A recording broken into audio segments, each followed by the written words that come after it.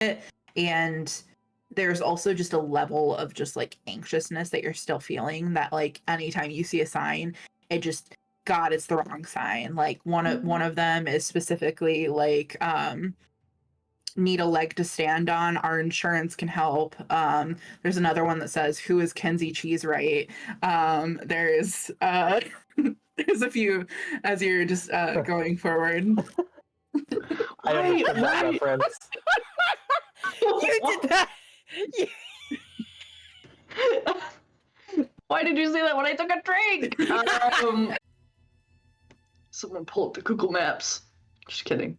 Do you want to try? I toss my phone in the back. I'll pull out my phone that I still should have on me. It still has decent battery. Okay.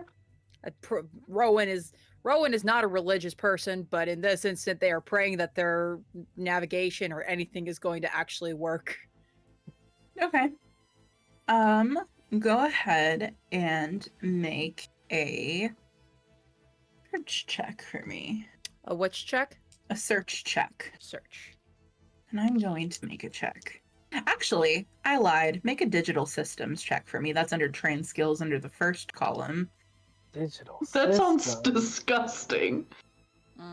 Well, it's not good. Yeah. Ooh, fun. That's 3 degrees of failure. Well, 11's I a dream. rolled a 98, so you're in luck. So you click on it, and it's taking a minute to load, and you close your eyes and you say just like the silent prayer to the phone gods that, dear God, please just let this go through just once, please, I need it. And you look back down, your phone's still doing that spinning ring of death, and just as you're about to click the power off, you just see the map pop up with a little trail to the nearest gas station, which just happens to be off of the exit from the place that Chelsea saw. With that being said, though, not too long after that, you do see as the map, like the signal goes out. But the cool thing about Google Maps, or any kind of map, is that if you have it up and your signal goes out, it stays on the track that it has already. So you have that to go off of. You can put it, due to the car pile up, there's a couple gurneys out, and you don't see a ton of people. However, as you're starting to look away, your eye does catch a smallest movement as somebody's crawling out from under the wreckage. They don't look great. You do see a lot of red, specifically, as they're clearly covered in blood. Before I see anything else, I'm going to turn back around and get into the car. Good idea. I'm going to actively avoid getting traumatized again in the same day. Oh, don't you want all the trauma? Creepy ass looking figures start running down and start banging on the. That is not what I meant to do. Start banging on the windows of the back. Everyone's gonna lock their door immediately and make sure their window is up all the way. The thing that you notice specifically about these figures is that they're not quite so decrepit that they don't look like people, but they are, again, covered in blood. Their clothes are a little ripped. They don't look like they're suitable for winter weather. But the thing that you notice the most about them is that they are running. As they start banging on the window right against where you're at, Chelsea. And you hear just the as the moaning kind of gets louder and louder. He's just go ahead and make a medicine check for me, or first aid check, one of the two. Yeah, I'm not happy with these dice. Yeah, I have to change my dice up. These dice are like they're hurting me. Jennifer, your head does snap up as the window is being hit, and you hear just the scraping of nails as it's like almost like that like weird sound when you're like going down a window, Yeah. just like the wet kind of slidey sound. Mm-hmm. But they don't see me, right? Because I got 2 degrees of success. You see them, but they don't see you. Got it. Okay. With Kirk's help, you're able to pull out your survival knife. Awesome. So, next up. Oh shit, they have a knife. No! Just be glad that the Zambonis don't have knives. Alrighty, so they are going to do what is called a slam attack. Is that a possibility? Please don't give knives to the zombies. Oh yeah. Is Rowan, sweet baby boy, sweet baby person. You are. Baby boy is fine for them. They deserve a sweet baby boy, honestly. You're not paying attention as this one just suddenly appears out of what seems like nowhere and just against the window and is going to make an attack on the window. Rowan's probably also still a little shaken up seeing that car go off the edge a bit. Yeah, it's fine. Everything's fine. Okay. It's fine. I'm in danger. As it slams, so you hear the initial as the window cracks against where you're at, and you can actually feel, because you're against the window initially, you feel the against your back, and you kind of shift out of the way. It doesn't get through, but it does crack the window. Attention is now turned to that window, just like fuck. The zombie Kirk shuffle. is going to step out of the car. Okay. With a broken foot too. What the Alright. fuck is he gonna do with a fucking bat in the car? What is he gonna do? With a machete that is meant to be a swinging slashing weapon? Like, But he doesn't want them to get in the car and like cause, because I feel like it's just too close quarters that we're all just gonna pile up on each other, and Kirk thinks that we need some room. Okay. So Kirk is gonna step out and he is going to attempt to swing at the one that is at Chelsea's window, Okay. because it's the one that's right there. Okay. So Go ahead and move Kirk outside the car. That's going to be 2 speed dice. don't And die. You're going to make a bludgeoning, and you also have the difficulty dice from before. can I also use switch Switch hitter. switch hitter, yeah, which gives me an extra dice, I'm pretty sure. Okay, great. Let me roll to actually hit first. So I dropped my percentage dice. I'm going to find that really quick. Wait, let me make sure I know how to math. Math is fun. Math is great. Math never wants to cooperate. That is 2 degrees of success. Okay.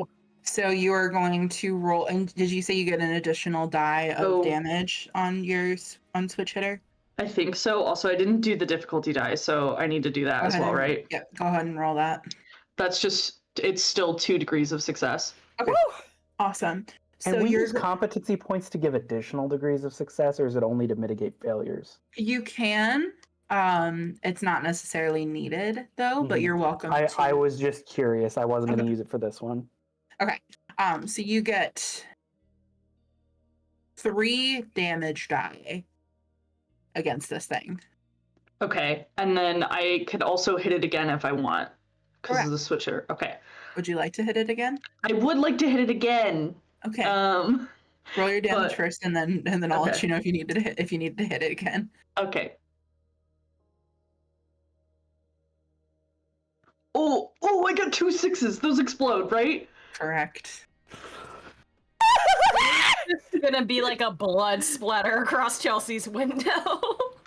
It exploded again. There's one where it exploded. Okay, so just to keep track, I got 2 5s, a 4. Okay. So that's 14, and then a 1, 15, and then I need to roll this again. So I had a 1, which was a 15, and then the 6 exploded. So that was now a 20, and I got a 4, so that's 24. Okay. So describe to me how you just this thing and knock it over the edge. Wait, so Kirk would have to swing, he'd have to be left-handed, right, to Yes. swing that way? Yeah, so I mean, you that can makes swing it sense. towards your car if you You want. could also No, be no, no, no, no, no. ambidextrous. No. We're good. I imagine Kirk being a left-handed hitter, so Kirk just just imagines like his practice in baseball and just immediately just with both hands just clocks the jaw of the zombie Yeah. and just watch it fall over the railing and Nice. makes a nice clunk sound as he hits it. God, have you all seen the Titanic? Yes. Yeah. Okay. Like the dude that hits the propeller in the Titanic and then just goes like that, just over the side. As it hits the ground, you see as like there's just a dent and like almost like what looks like a chunk taken out of the head. It is not moving anymore, and you have obliterated this zombie specifically. So this time it is going to specifically, and it's beefed up because it's a special one that I conjured up. Yeah, indeed. So it's gonna try to bite you. No! We also don't know if it's like saliva based, so who knows? Yeah, Still not fun. that's Yeah, I know. okay.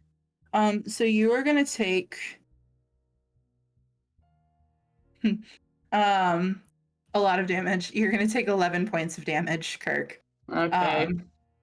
Do you have any? Remind me. Did you wear a winter coat? I wore a hoodie. Okay. That does not defend against this, unfortunately. Oh, no. Oh, buddy. So it is you do take a bite, you take 11 points of damage. So that's gonna put you over your threshold. So it'll drop you twice. I'm gonna say you get bit specifically, so it reaches forward and just and it reaches out and right in your arm, and it goes through the hoodie, and it starts to dig in, and I'm going to roll the percentage to see if it breaks skin, Oh, please don't. and I'll let you know after the fight if it breaks Ah! skin. Fuck. So Of this bullshit. This is too weird for Rowan. go ahead and make a composure check for me, Rowan. I had to say something, huh? Kirk, you can also make one. No! Okay, Can thankfully my composure's okay. Chelsea, what are you doing, love?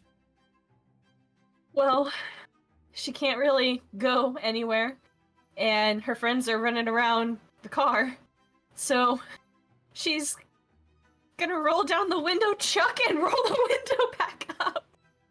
Yeah. So you're throwing the lug wrench. All right. Jennifer is a long range kind of character. Pistol girly. Yeah, exactly. All right. Well, thankfully, Chelsea had already done some damage to it. So tell me how you Perfect. obliterate this thing. It tries to scratch me, and I just scream, and I begin to stab at its neck multiple times, and then I like use my other arm to just kind of like push it with my arm, kind of on the neck, to just like push it down, and then I get back in the car, and I just begin to like scream and convulse in Okay. disgust. Just and you just kind of panic, and as you do, you see that Chelsea, you have enough room to officially move up and get over. I'm gonna need you to make a quick spot-licion check for me. Okay. While we're having this combat, like all the cars behind us are like, nope, back it up, back it up, back it up, we're the fuck out. Fuck They weren't that able to shit." get very far, but eventually, Kirk, you kind of finish. You stop shaking, and you're able to shove up your sleeve to examine what's going on, and you just see teeth marks, but no breaking of the skin, as your arm has not been bitten through, which is very good for you. You come along a curved road that sort of brings you back around until you see a sign that says, "Welcome to Silverton." Jennifer, it's been 3 years since the initial outbreak happened, and you can't help but feel like this very same day sort of reminds you. The snow is gently falling down as you're sitting on the barricade. It's currently your turn to keep watch to make sure that none of the infected get through. You haven't seen any for a couple weeks, but Orion has been very particular about making sure that everything gets watched. A few weeks ago, you had a couple bandits come through and try to steal a few supplies. Thankfully, you guys were able to fend them off, but not before a few of your guards have gotten injured. Wanting to get good with Orion, your leader here in the obelisk, you have volunteered to take on a few more guard shifts.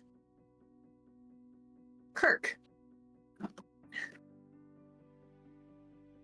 It was really scary, wondering or not if you had gotten injured in that fight, but even more so when you learned what that initial bite of those creatures can do. You didn't know until you saw it firsthand, but the body slowly deteriorates and the mind starts to slip away from you. Starts to slip away from you, and eventually you just lose yourself in this madness. And to think that that could have been you, that is just overwhelming. But thankfully, with the help of your friends and some much needed rest, you guys were able to take shelter in Silverton and have been here for a little time now. The town didn't come up out of nowhere. You initially had checked it for supplies, and you guys had tried to make your way to Denver and eventually had to backtrack, take shelter for the evening, built up a lot of supplies over the time of near not Great Rapids, near the intersection where you would cut off to Denver, but eventually had to fall back into Silverton. The town's only been up about a year now, but it's prosperous, and you all are starting to feel like you have a place amongst the ruins that were. Chelsea, you specifically have taken a lot of time to hone your first aid skills within Silverton.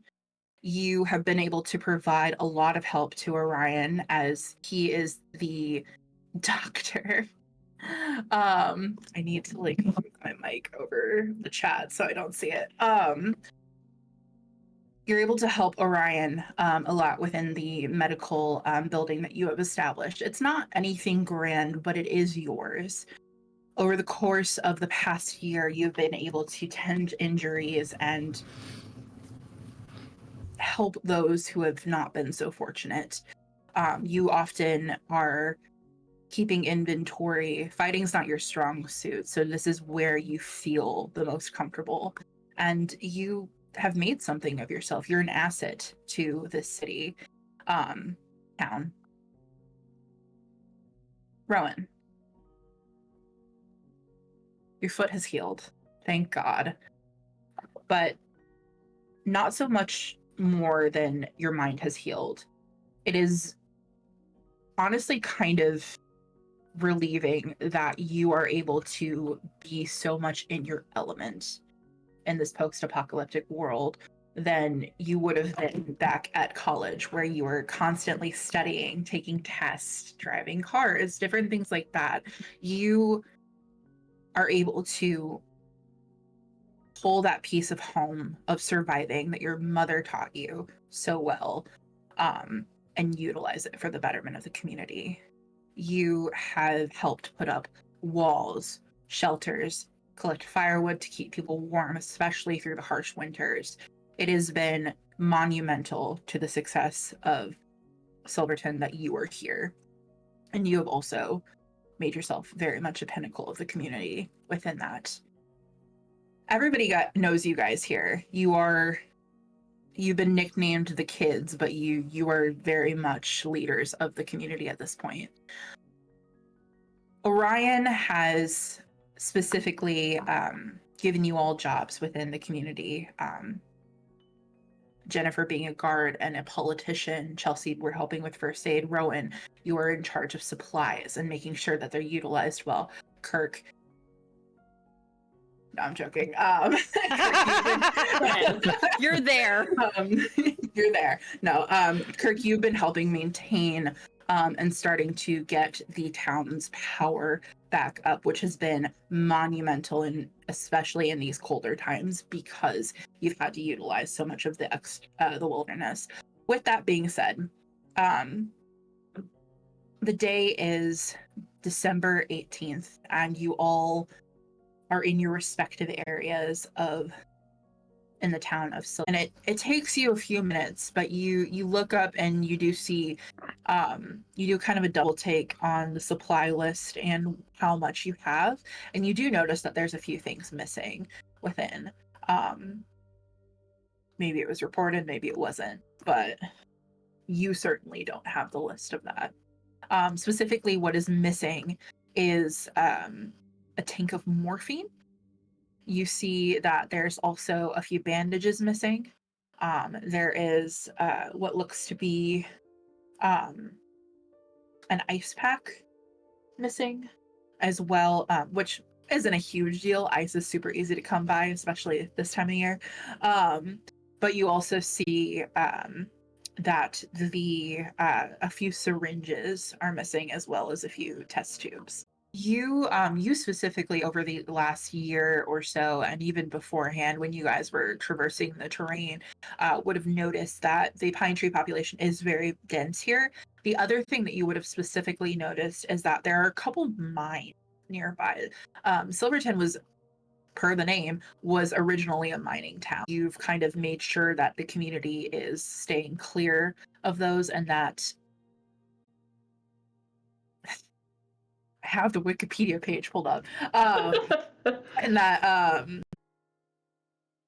Yeah, I think Rowan is just behind that because it's been 3 years. Rowan, I think I said wears glasses, but it's because of how long it's been, and you know how they've had their glasses a while, even before the pandemic, or not the pandemic, the apocalypse. it's a Same thing. Same thing, just zombies. I think like a lot more recently, they're probably like having to like give their eyes a rest, like pinching the bridge of their nose a lot because the prescription's probably not working for them as well as it used to. So they could still like be functional and such like that, but they know that their eyes are not getting any better as the years go by. Sure. No, this is actually a really great opportunity to describe what everybody's characters look like in this new 3 setting. years later. Yeah, I think Rowan's hair definitely has grown a bit. They kind of just let it grow at this point. So it's kind of in his like a small pony, like a decent okay ponytail, just to keep it out of their way. But that's how they always keep it. Still usually in the baggy clothes and probably the same winter jacket that they had 3 years ago when all this happened, because if it lasts, it lasts. But I think really to them, their hair is the only thing that's really changed on getting longer. And I mean, their friends probably have noticed this since they've known them longer, and the four of us were traveling more, that Rowan is pinching the bridge of their eyes a lot more frequently. Like it's not fun for them. I would say that Jennifer looks pretty similar, although pre-apocalypse she was definitely like a lot more muscular and a lot more toned, and she's lost weight to the point where like she's not like super thin, but like not as muscular as she was, and like still tries to be cheery and upbeat and maintain appearances as much as she can, but like makeup is hard to come by in a zombie apocalypse and things like that. So like definitely doesn't have like long nails or things like that anymore.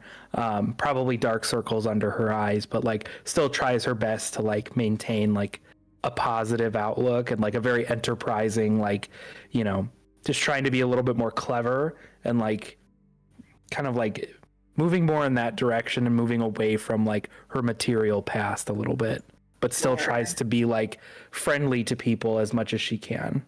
I feel like in the beginning days, especially of Silverton, you were so ecstatic when they found a couple journals of inmates that were at the prison, and you were able to kind of flip through those, and it had a lot of just like little tips on how to do your makeup. And then as resources became more vital and everything, that sort of dwindled. But I like the idea of her using prison tactics for her makeup. Sure, yeah. Anything she could do, anything. Kirk or Chelsea? Who wants to go first? I'll make it quick. Chelsea chopped her hair a few months in, just shoulder length, figured one less thing that could get her in a bad situation. Hair's so easy to grab. She keeps it up most of the time in a very short ponytail. Her nails are bitten down very, very far, just as out of nervousness and anxiety and all the planning and preparation she tries to do. She's constantly biting at them. And she probably has like some scratch marks just from nervous fidgeting and things like that. Awesome. Yeah, and Last but not least, Kirk's also going on the hair chopping train. It's getting into his face. It was getting too much into his face as he was working, so I don't think he necessarily have a buzz cut because that'd be a little difficult to do in the apocalypse, but like a very messy, like chopped off short men's cut kind of. But he still wears the same kind of clothes and everything.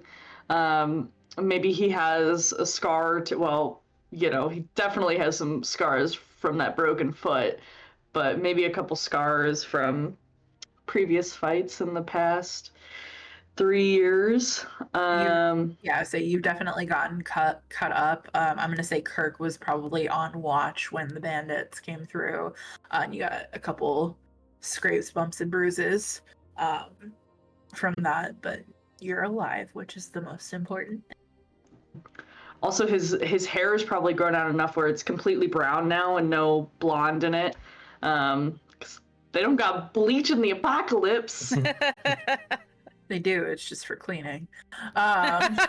Or Worst case scenarios. Things. Do you know if Luke and the guys came back from their trip point? Yeah, they haven't come back yet, but you know, they like to push it, you know, so maybe they'll come in a little bit later, hopefully before sundown. But no, I haven't seen them come back. Do you know what they were doing? Like what their job was? They were heading out, so they're working on and she kind of gestures to Kirk, they're working on the power lines right now, right? So they were going to try to find more electrical tape, as well as fuel for the generator, different things like that. I also asked for a couple gas lines, and if they fuck up my car, I'm going to murder somebody. I'd like to see that happen. she looks serious and then just goes, Success. awesome. You don't see him sitting down and eating, but as you're sort of looking around, as if on cue, he does come through the door. And he looks a little hurried as he does. But he quickly gets a bowl, sits down. He sits down next to Matthew, kind of gives him a pat on the back, and starts talking to them in hushed tones. Jennifer, since you were actively listening, you don't really hear anything super substantial from that conversation. It just seems like they're checking in more than anything.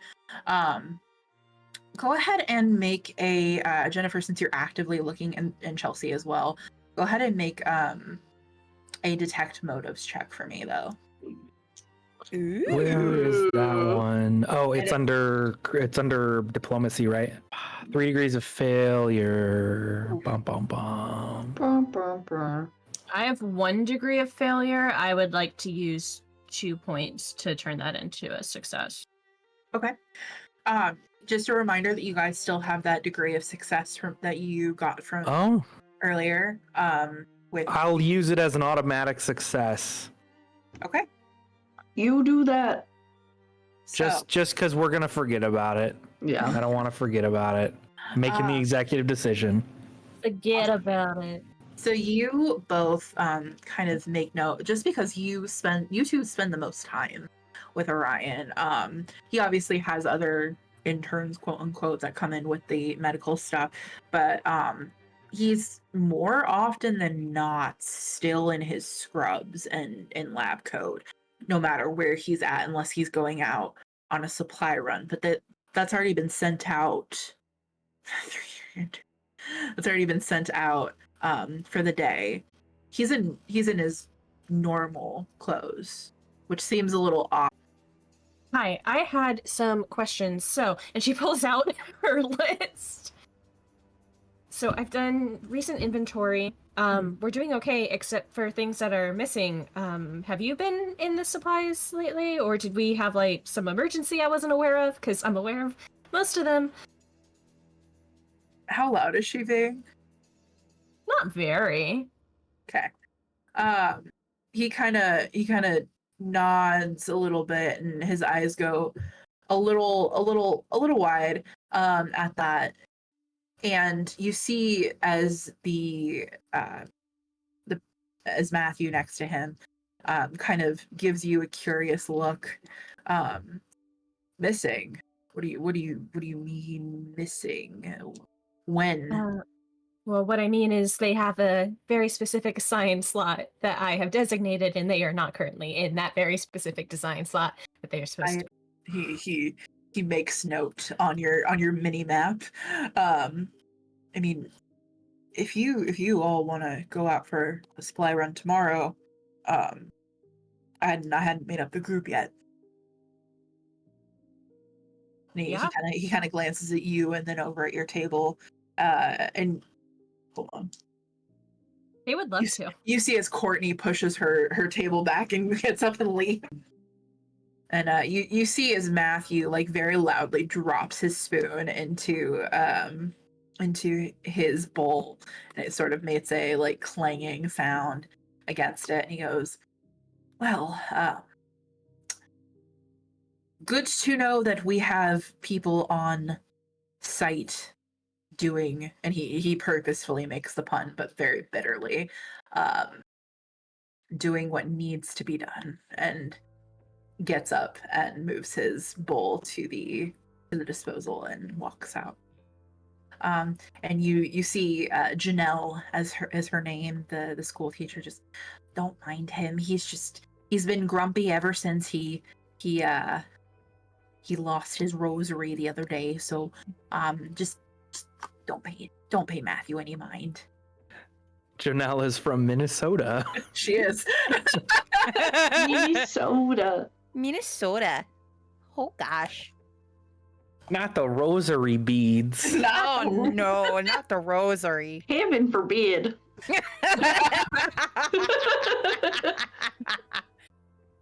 Well, I guess So we're going out on a supply run. Surprise, guys. Thanks for the volunteer. You are. It'll be great to get away from town for a little bit. Come on. Like, when was the last time we did this all together as a group? 3 years ago when the apocalypse started. And look at where it got us now. We lived. We could find more techie supplies for your little project. I guess. Maybe some new glasses. I'm gonna make some assumptions that you guys have moved away from Orion. Yeah. Oh yeah. Okay. If only Courtney were here. If only. Which, speaking of, we want to bring her in with us, right, for this thing? Apparently, yeah. Isn't that what we were kind of saying, Chelsea? Yeah.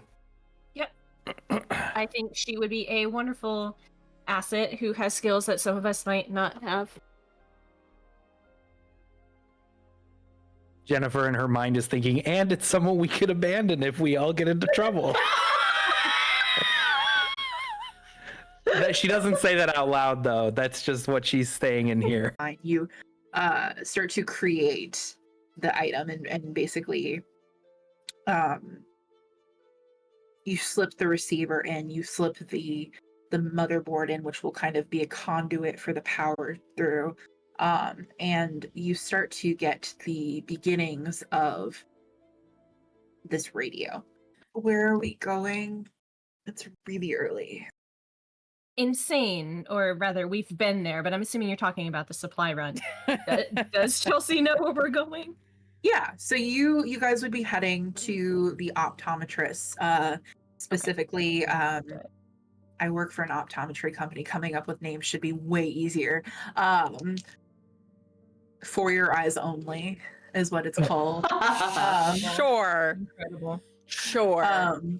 And so you guys are heading there. You're also going to be looking specifically for more medicinal supplies, considering that you're missing some. Luke and the boys got back last night, by the way, in case you guys were wondering. You don't notice Matthew. You see Janelle at breakfast. You don't see Matthew, and you don't see Orion. Can Chelsea do one more inventory take real quick before they leave? Yeah. Do you stop by the medical office then? Yeah. Okay. Cool. You do, as you're getting, you kind of like look around, check all of the numbers and everything like that. You open the door to the back room, and you see that the door is slightly ajar when you go to open it. And you open up a cabinet and you notice that there is a duffel bag missing. That's one of the trauma bags that you guys have found from an ambulance. All right, and you guys get gassed up and you get into the car and you head off into the into the morning, I guess.